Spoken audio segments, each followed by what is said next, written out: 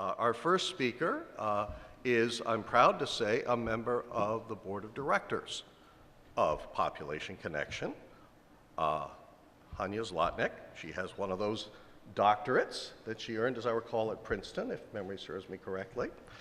She is the former director of the UN Population Division. She is going to start us off with a discussion about the broad reach of population aging, and the topic of her talk is a necessary feature of the sustainable world. Population aging will take about half an hour, and then we'll go to some Q&A. Hania, thank you. Thank you, John.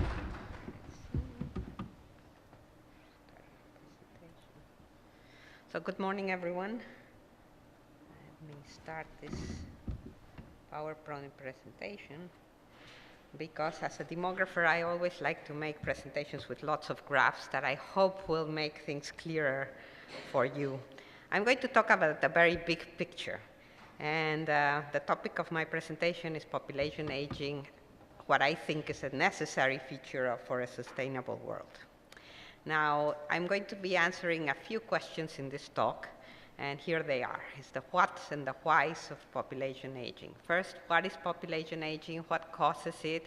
What does it imply in terms of population growth, and why is it beneficial? So first, what is population aging? First, you have to think of population aging just as a person ages. It's a process. It's not something that happens in one moment of time. But technically, we say that a population is aging when there is an increasing concentration of the population at older ages. Now, to exemplify this, demographers use what we call a population pyramid. And here we have one. It represents the age distribution of the population of developing countries in 1950. And it is a pyramid because on the vertical axis, you see that it has the age groups by 5 years. And on the horizontal axis, it's representing the percentage of the population in each of those age groups. And to make it a pyramid so that it has those two sides, on the left side you have the male population, and on the right side you have the female population. And it looks like a pyramid because specifically the base of the population, the younger ages, have a much higher proportion of the population than the older ages. You see that at age 80, there's almost no one in that pyramid. I have marked there a line showing you the age that divides the population into two groups of equal size. That is what we call the median age. John has already mentioned it for the US population. For the developing countries in 1950, the median age was 21.4 years. And that means the population was relatively young. Now, as people have been having fewer children, what happens to the age distribution of a population is that the base, especially the part of the population that is represents the younger ages, starts getting narrower and narrower. If we fast forward 60 years to the age distribution of developing countries in 2010, we see exactly that. The base of the population is no longer as open, and you see as wide as it used to be, and you see that the top is becoming heavier.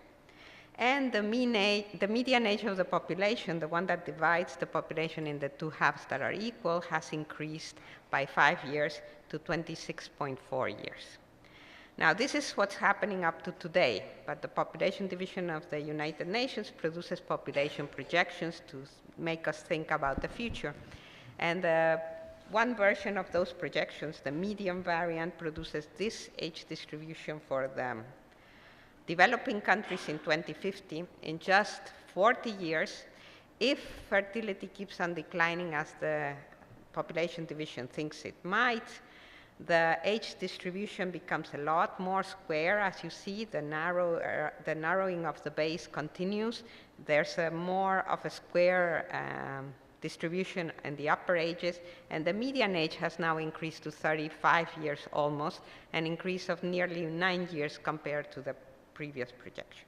So you see in 60 years, the median age increased by 5 years. In the next 40 years, it's going to increase by about 9 years. The acceleration of aging is going to be very fast in developing countries. If we go even further into the future to 2100, we see, oh, hang on, I pressed the wrong key. We see that the age distribution has now become almost a rectangle. We're losing the shape of the pyramid, and the median age might increase to 41 years or 40.6 years. So aging is projected to continue in the developing world if this projection becomes true. So now that you've seen what aging looks like, what are the causes of population aging? As I have already mentioned, the main cause of population aging is the reduction of fertility. As people have fewer and fewer children, that base becomes narrower, and that's what causes the population to age. There's a secondary cause that plays an important part only or mostly when fertility becomes very low. And that secondary cause is the decline of mortality at older ages. Older for us means anything above 15 years in this case.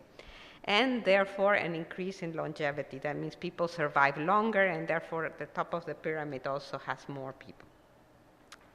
So let's see what happens to the trends in the median age of the population as a population goes to what the demographers call the demographic transition.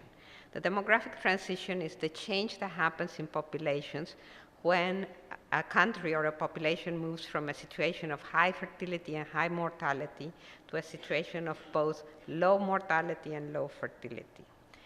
So at the beginning, that time is in the horizontal axis, and what is plotted here is the changes in the median age of the population as the population goes through this transition.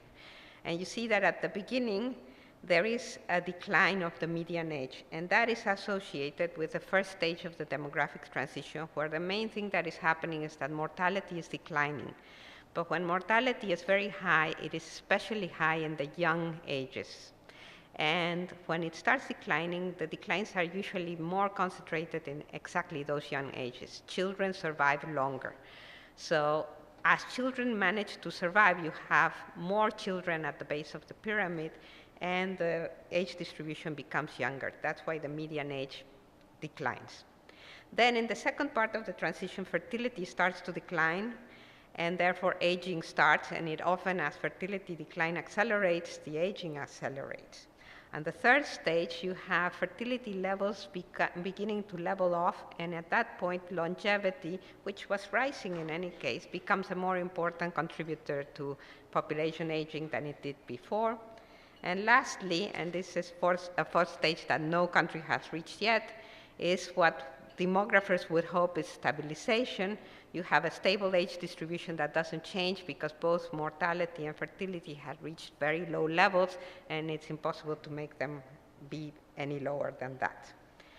Now let's see what has happened to fertility trends actually in the past. To describe fertility trends at the world level, I need to think of at least three groups of countries. We have the developed countries. Those are for the population division. They include all of the countries of Europe, the United States, Canada, Australia, New Zealand, and Japan. Then we have a group of least developed countries, the yellow line in this case, that includes like 49 countries that the United Nations has identified as being the most vulnerable countries in this world. And they tend to have very low incomes, aside from other characteristics that make them vulnerable. They do not represent the majority of the population of the world. At this moment, they only have about 1 billion population, but they are important because they still have very high fertility. And then you have the rest of the world, the developing countries, the other developing countries, that in this case are represented by the line in the middle. And those include the big population countries, China, India, and other populous countries like Indonesia, Brazil, Mexico, and of course all the rest of the developing world. They at this moment account for 5 billion people in the population. And you see that those countries are the ones that have experienced the transition to low fertility in the most marked way since 1950, because they started in 1950 with about 6 children per woman as their fertility level, and at this moment they have an estimated 2.4 children per woman. There has been a very precipitous decline of fertility in those countries.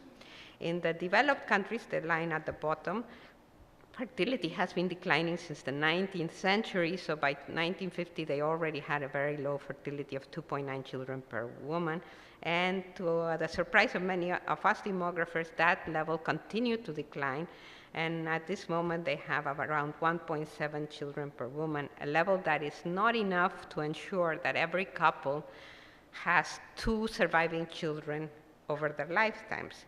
That means the couples are not reproducing themselves, so this level is below replacement. The next generations are going to become smaller and smaller if the level is maintained as the projections try to show.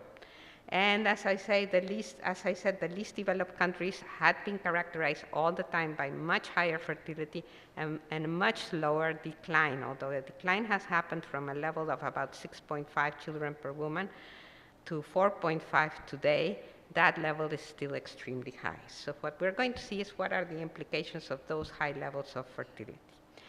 The projection part of this graph is the median projection produced by the United Nations, and you see that in this median projection, the developed countries are projected to have a fertility that increases slightly to get to about 1.9 at the end of the century. The developing countries, the central graph has a fertility that goes to just below replacement, below 2 children per woman at the end of the century. And for the least developed countries, the fertility decline is projected to continue, accelerate somewhat, and get to about 2 children per woman at the end of the century. Now, what does that imply in terms of projected aging? Well, as you heard, since fertility decline is the thing that produces aging, the least developed countries that maintain the higher fertility over the period of the projection are the ones that are going to age the least. And in this graph, I also have the age distribution of these countries, but now divided by critical age groups. The 0 to 14 is the green part at the bottom, where you have the children. The 15 to 24 age group are the young people, that's the yellow band. The red band is the 25 to 49, the main working ages, but people still work from 50 to 64, the next orange line. And then above 65 are the last 2 bands, the brown and the white. So you see that in the least developed countries today, 61% of the population is under 25 years of age, and that is projected to decline if fertility declines as projected in the median variant to 48% in 2050 and to 35% by the end of the century. At the same time, the proportion of people aged 65 and over is increasing from about 4% today to 7% by 2050 and to 15% at the end of the century. These are going to be the youngest countries at the end of the century. The developing countries, the rest of the developing world, is much older today than the least developed countries. 45% of the population is below age 25, and they have already 6% of the population above age 65. By the end of the century, they might go in the median variant to just 29% of the population below 25. The youth and the children are going to be just slightly less than a third of the population, and about a quarter of the population is going to be above 65 years of age. And the developed countries are the oldest today, the United States being among them. And you see that they already have 29% of their population, just 29% of the population below 25%, and a big 16% above 65%, above 65 years of age. And that, interestingly, the population under 25 is expected to remain more or less constant in percentage terms to the end of the century. It will decline somewhat, but not much. But the population above 65 is expected to increase very markedly, almost doubling towards the end of the century. That if the median variant holds true. We don't know if that is going to hold true. But we want to see what population aging implies in terms of population growth. So the question was, what does it imply? And it implies the following: since you need fertility reduction to curb population growth, and population aging is the result of fertility reduction, population aging is unavoidable if we want to curb population growth. Let's see what that means. Here we have a graph of the projected population, and one line has moved there. It's the population of the world projected from, well, measured since 1950 and projected to 2100, and the blue line that has moved is supposed to be in 2013. So in 2013, we have a population in the least developed countries that is the lowest band. Unfortunately, my labels have moved, but the lowest band represents the population of the least developed countries. And today, as I said, they have about 1 billion people, just 0.9 billion to be exact. And if the median variant holds, if their fertility declines, as I showed you in the graph, 3 or 4 graphs before, their population is projected to triple by the end of the century to get to 2.9 billion. The developing countries also will see their population rise from 5 billion today to probably 6.6 billion if the median variant holds. And the developed countries, you don't see it very clear here, but essentially the population of the developed countries is projected not to change at all, but to remain at around 1.3 billion. So the developed countries are not going to add anything to the world population, but the developing countries, and especially the least developed countries, will. To see how much they're adding every year, I have this graph showing the increments of the world population year by year. And what I want you to notice is that according to the projection shown before, the median variant, the developed countries, which are at the bottom, almost add nothing to the world population in the future. The developing countries that are the line on the very top have a declining, rapidly declining increments of their own population.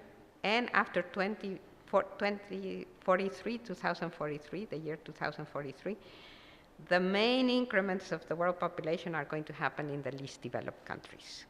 At that time, the two lines cross at 26 million addition per year.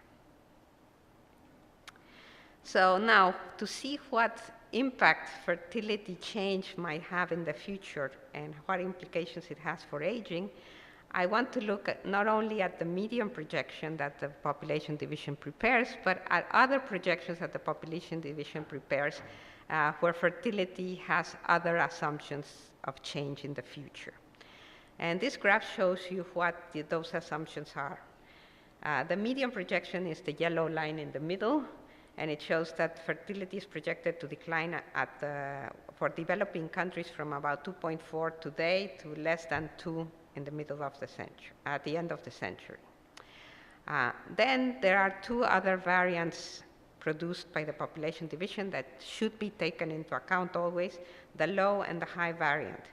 The low fertility variant keeps a path of fertility that, as you see in that graph, tends to be half a children below the median for almost all the projection period. So it's the green line at the bottom. You see that it's almost parallel to the median, but half a child below. The high variant is half a child above, and again, it's parallel to the median. It's the purple line in the graph. And then there are 3 other projections that the population division calls scenarios because they don't think they're going to happen, but that give us a sense of how sensitive the future size of the population is with respect to fertility. The first scenario is the one that is very close to the median, and it's, instead of being the yellow line, it's the white line close to the median, and that's the instant replacement scenario where the fertility of the developing countries and of every country is sent to exact replacement level immediately, and it's kept that way for the whole period.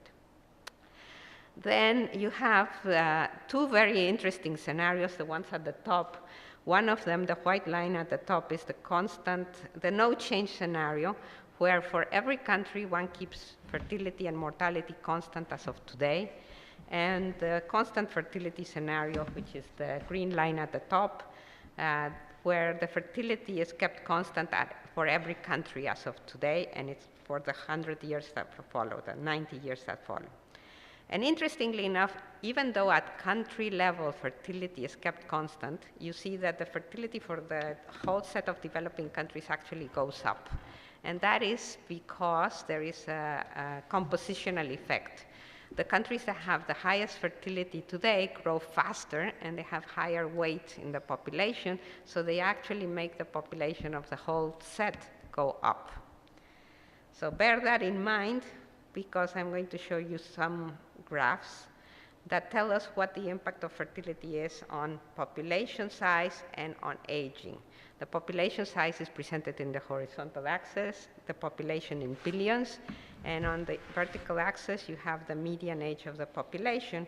And we start in the year 2010 and go to the year 2100.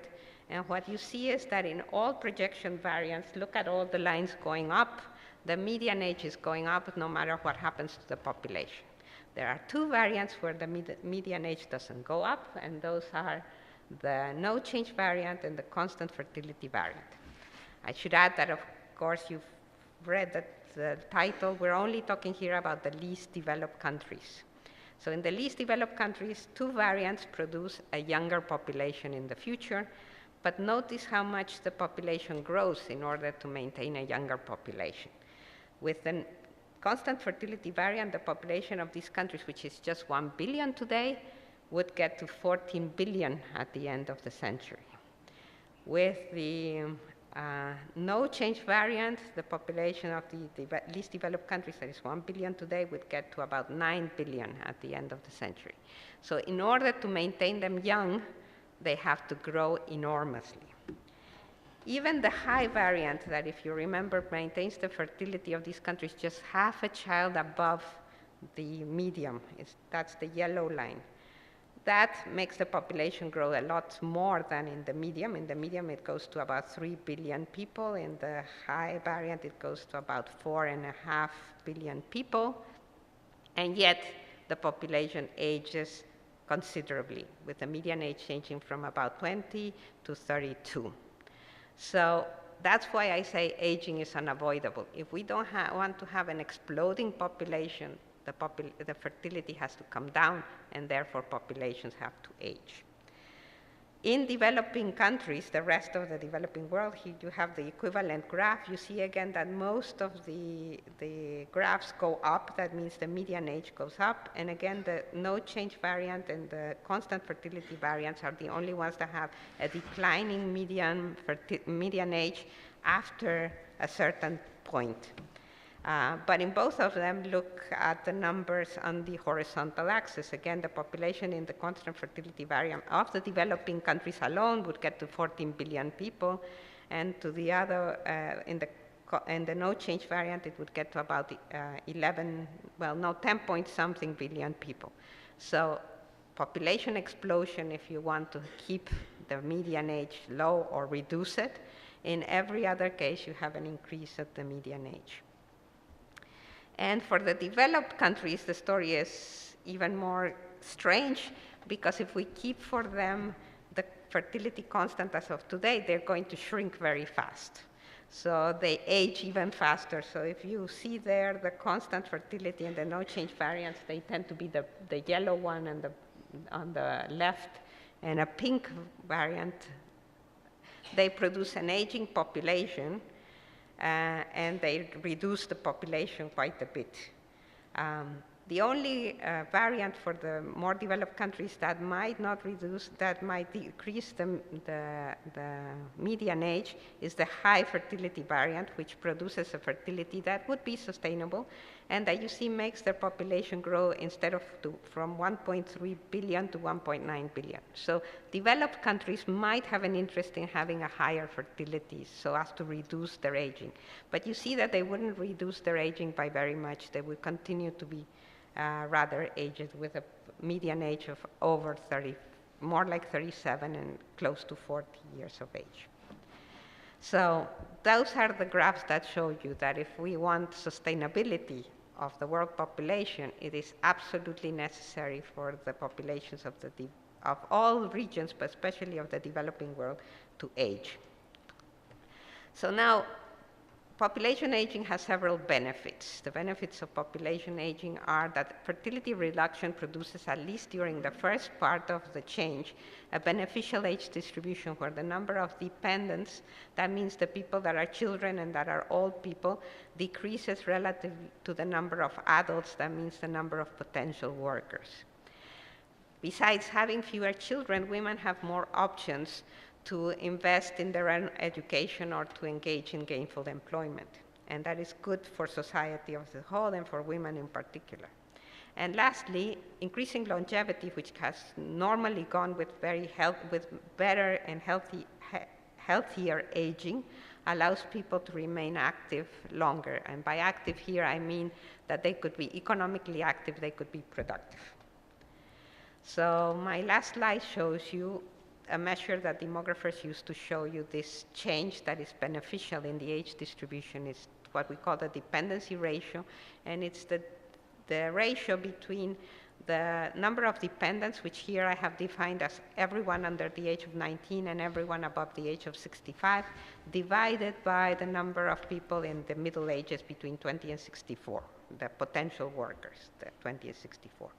And you see that in the three groups of countries that I've been talking about, the developed countries, the other developing countries, and the least developed countries, that dependency ratio increased at first for different reasons in each country. In the developed countries, it was because of the baby boom. In the developing world, it was because of the reduction of mortality that produced more children surviving. But then eventually, as fertility started to decline, it starts dropping. In the developed world, it drops not that significantly, but it drops.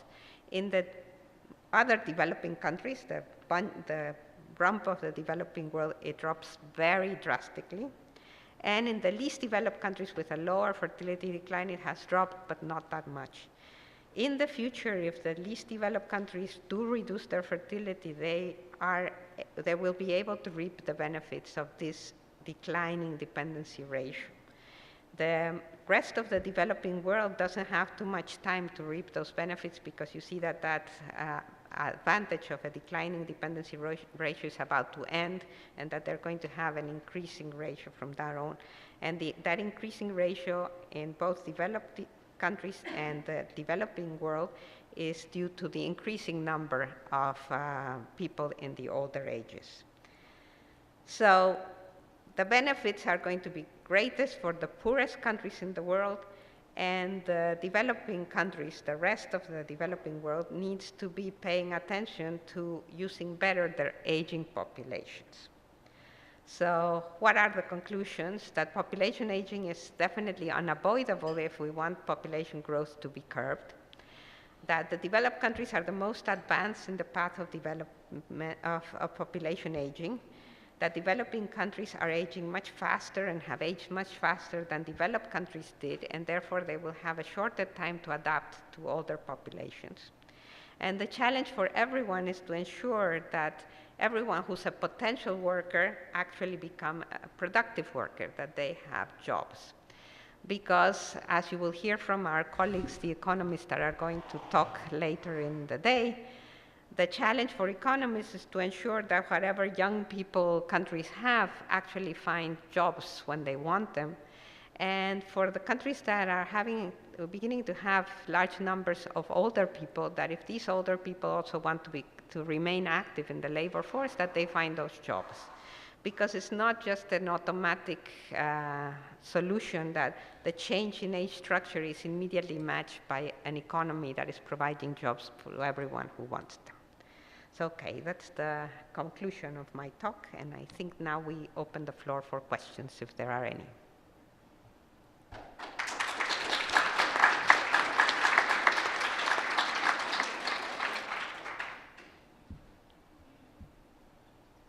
Yes? I think your population data is not separating the war and medical treatments.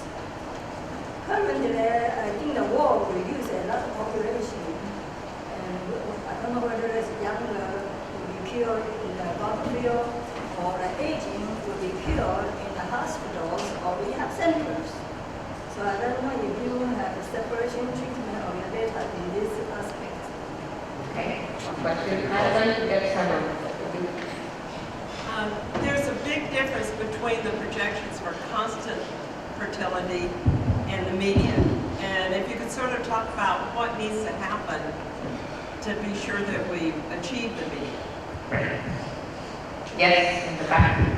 I would appreciate your commenting on the challenge of projecting fertility in the future. I was struck by one slide about 1/3 of the way through the presentation that showed fertility rates all converging for your three groups of countries: the developed, the least developed, and then the group of developing countries in between.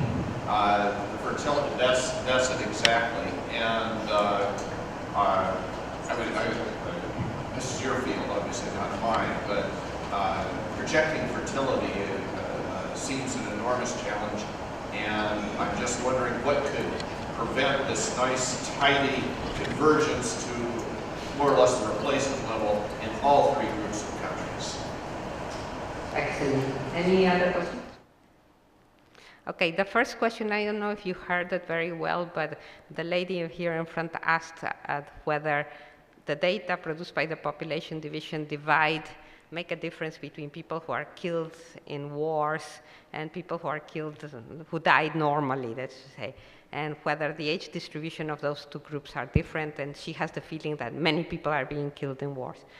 Well, the population division does the best they can in order to estimate mortality in general, and certainly the estimation of mortality is made by age. When there's a war, they try to make allowance for the number of deaths that are occurring. Definitely they're different by sex.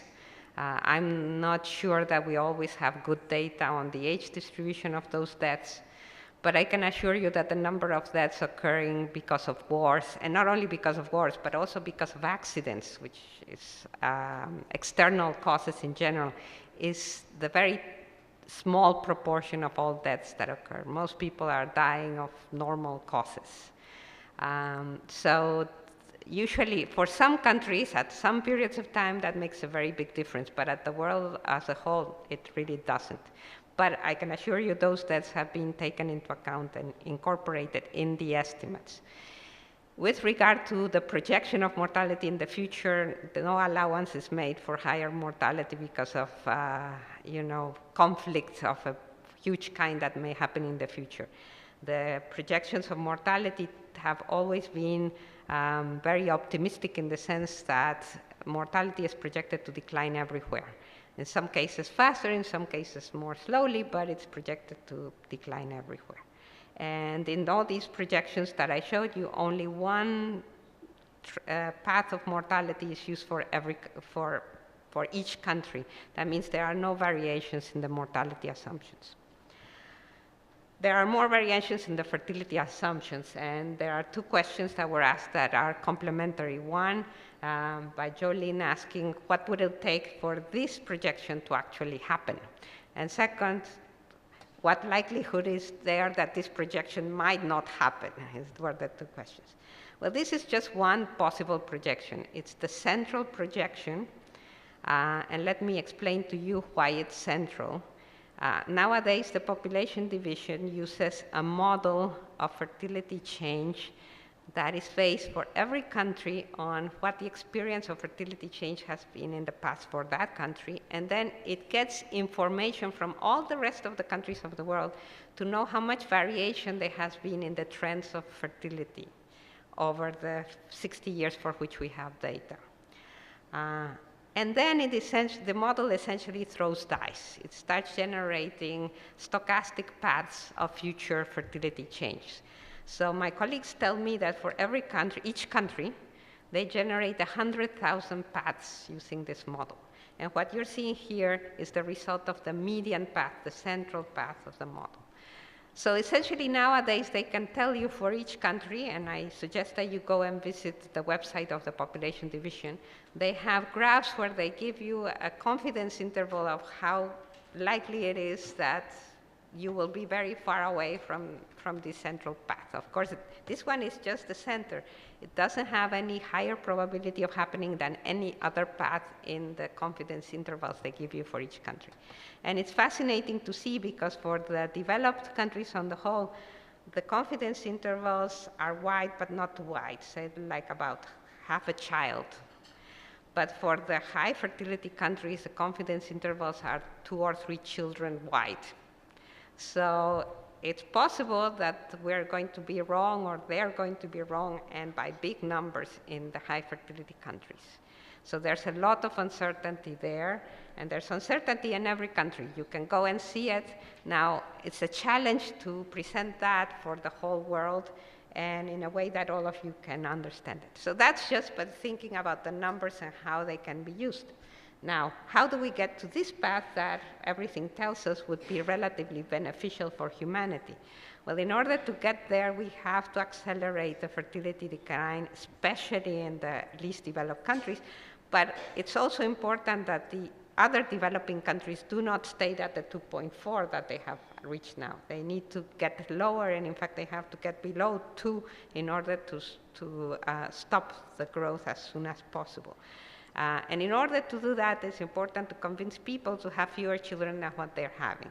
And they have to do that voluntarily because we know that no country except China has ever managed to force people to have the number of children they want. Even China, that has the famous one-child policy, still has like a 1.6 children per woman. So it's important that people are convinced that it's in their own interest to limit their fertility, and many women are already convinced that that's what they want to do, but unfortunately they're not having easy access to what John said, affordable and easy to get and reliable contraception. So the action is in expanding access to reproductive health, and especially to methods of contraception that are acceptable to women. And again, to do more work in letting people feel why it is important to have fewer children.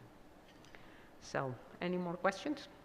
Because I'm afraid I'm standing between you and coffee break.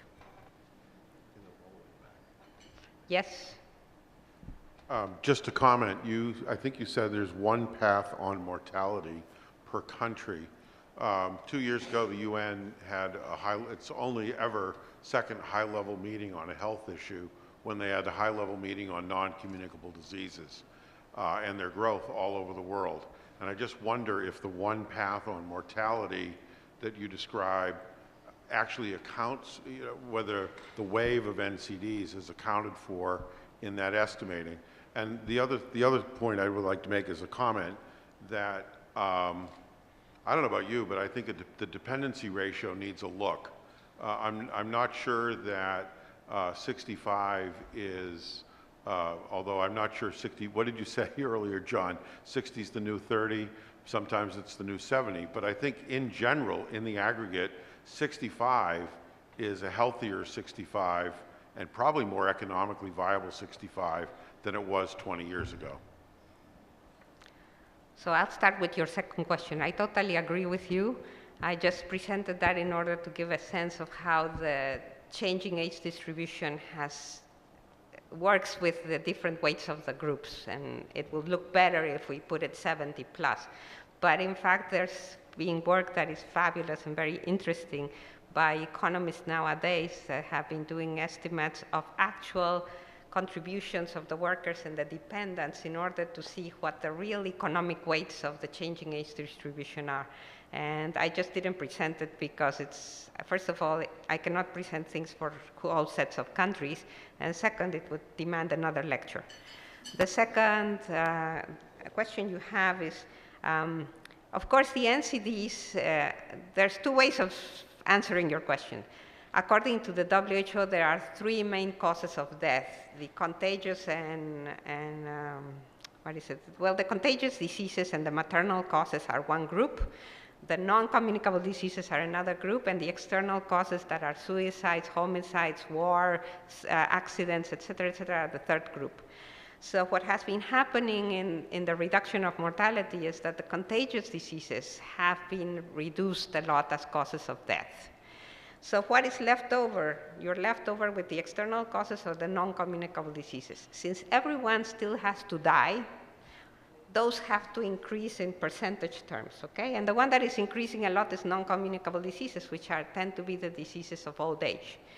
So mortality is declining, but the incidence of these diseases and the prevalence is increasing. But that's, again, a win. We're not dying at age 1, we're dying at age 70 of cancers. So the projection is not done in terms of the cause of diseases, it's done in the terms of the mortality. And our projections as general mortality have not been too bad.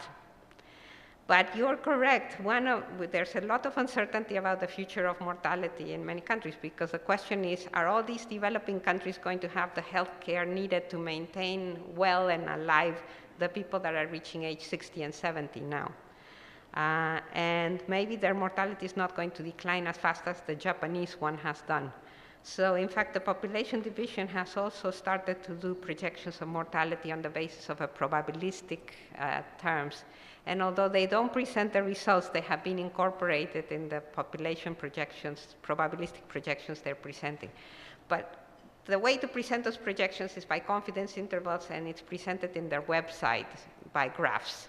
So you don't have the general perspective yet on those projections. And I didn't present to you, but an easy way to get to the population division website is you type unpopulation.org and it gets you there. Hi, Yes. hi, I'm Wendy Baldwin, Population Reference Bureau. One of my concerns about the changing composition of deaths to NCDs, the non-communicable diseases, is it's not really talking about people dying of cancer at age 80. It is that in the developing countries, the average age of the death and the preceding morbidity is younger than in the Western world, in the high-income countries. And also, the diseases that are driving these patterns have known risk factors. When you look at adolescents, you see a tremendous rise in those risk factors in the countries of concern. So I think we have every reason to believe that it will not just be a changing composition of what people die from, but we actually will see an increase in the mortality from the NCDs. And that's certainly consistent with the World Health Organization's position and the Global Burden of Disease study. Any thoughts on that? So exactly, that's the point I was making. When you look at the whole of mortality, there will be an increase in the proportion that are dying of those diseases. And the age distribution of the death of those diseases might not be the same thing that we're thinking of as Japan. At this moment, most countries are going to an age distribution of mortality similar to Japan, because we're making mortality decline and decline and decline for every country.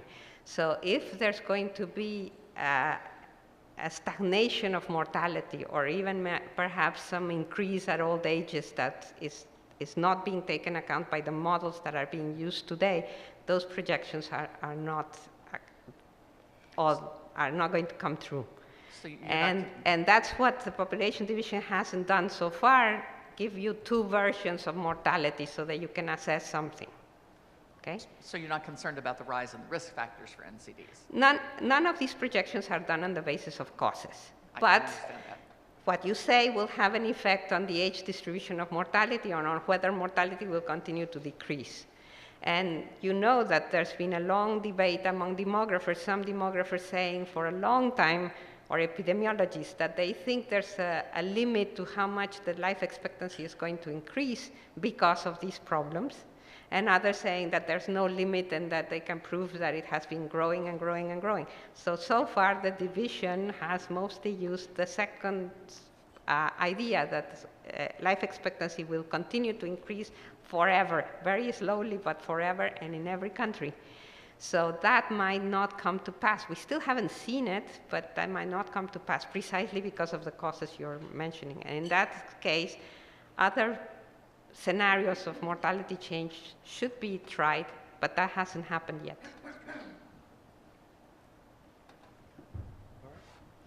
Okay, thank you very much.